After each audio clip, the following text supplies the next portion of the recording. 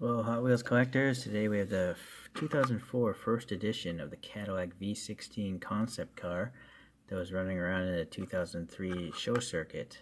Um, so this is a cool concept. It's a real shame that Cadillac never made this, even if they only made like 10 of them. I think people would have bought them if they're like $2 million each, at least in today. I mean, it's such a crazy car, right? Before I forget, this thing is 35-56 millimeters as far as this wheelbase goes. So let's take a look at the wheelbase of this guy. Yeah, I'm gonna measure the axle ends.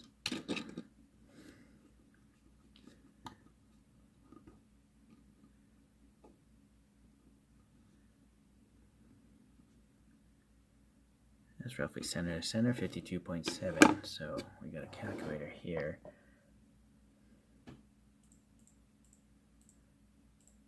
167, 168 scale. So it's definitely a little bit small because this is a big car in real life.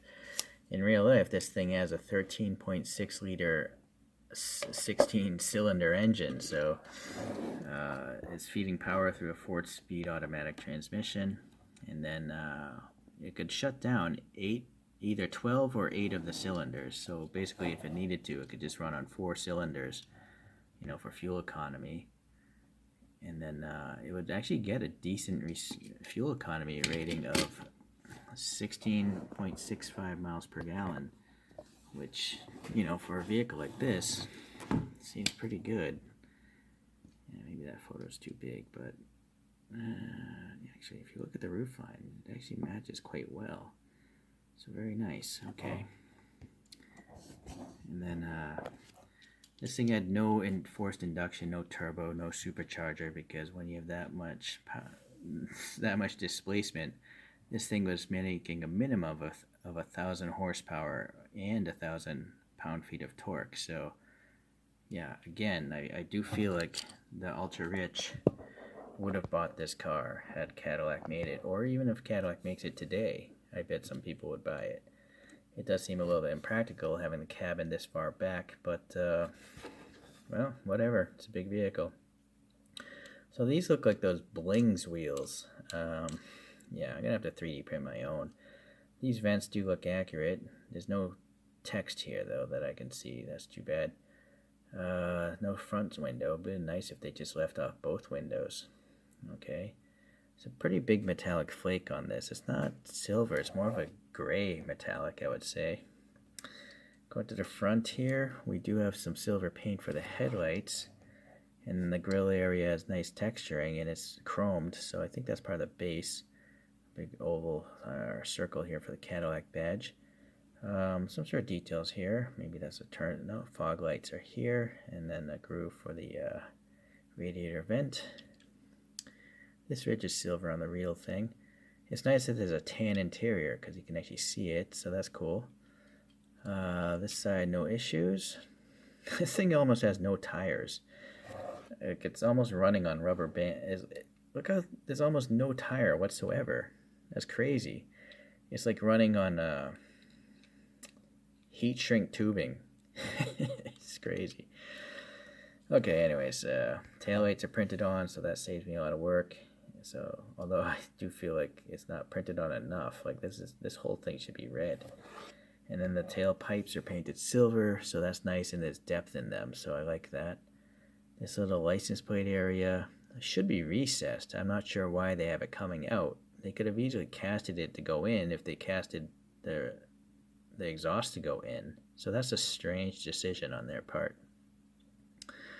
Okay, silver here on the Cadillac circle, and then they printed the third brake light as well.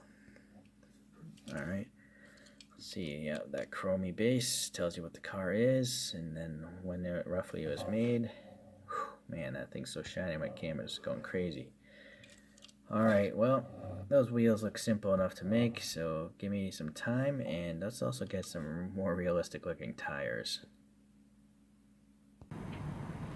Alright, here we are. I had to blank off the spokes here, in case someone actually wants to buy these wheels off Shapeways. Shapeways won't print something that thin and that long in proportion, so I had to blank it off, and then you'll have to go and add black paint into these areas here. So, which I did kind of sloppily there, my bad. And then I did have a recessed area around this Cadillac badge that I sharpied with some gold marker, and then added some black paint in here. I did plus size the tires so they fill in the wheel gaps a little bit better. A little black wash in there and there. And then I repainted the taillights because they just weren't printed very nice. Also some black paint in these exhaust tips. So that's it. Yeah, nothing necessary as far as drilling it apart. Okay, here's an image of the thing from the side. Let's take a look here.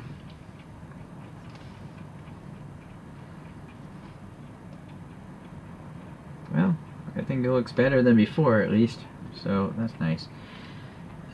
Here's a cool image of the engine. I don't really, you're not excited by engines all too often until you see 8 exhaust ports on one side. So that's a pretty crazy engine. Here's a development shot, you know, when they're sculpting out the body. I don't know if that thing was fiberglass or what that body is made out of. Not sure. Let's take a look at a couple other Caddies. So we got this Auto World Eldorado from 1967. And then we have a green light lowrider of a 73 sedan DeVille.